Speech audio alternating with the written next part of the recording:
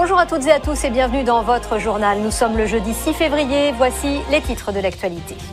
Fonctionner à plein régime en fin de semaine. Et le saviez-vous ?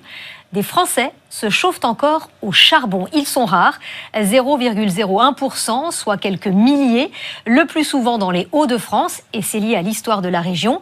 Mais ces irréductibles sont voués à disparaître. Reportage Marie de Crème.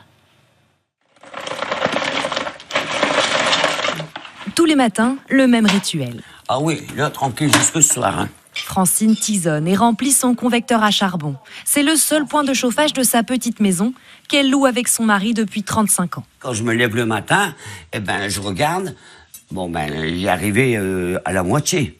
Donc automatiquement, je suis obligé d'en remettre. Hein.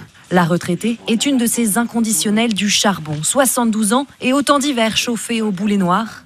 Pour rien au monde, elle ne se séparerait de son convecteur. Mes parents étaient mineurs. On a toujours eu un convecteur à charbon. Et puis moi, j'ai toujours été habitué comme ça, quoi. C'est la chaleur surtout. Ce mode de chauffage est pourtant le plus polluant. Depuis 2022, l'installation et la réparation des chaudières au charbon sont d'ailleurs interdites dans l'Hexagone. Francine s'y retrouve, elle, d'un point de vue financier.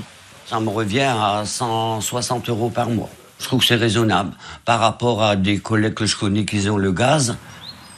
Ce vendredi-là, la nordiste doit récupérer ses 75 kilos hebdomadaires chez l'un des derniers distributeurs encore en service dans la région.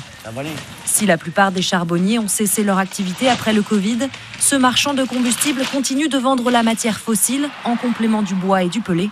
Une cuisinière à charbon de marque Godin. Impossible pour l'entreprise de marger sur cette ressource achetée très cher en Afrique et en Amérique. Mais le gérant ne veut pas délaisser ses clients. C'est des personnes âgées.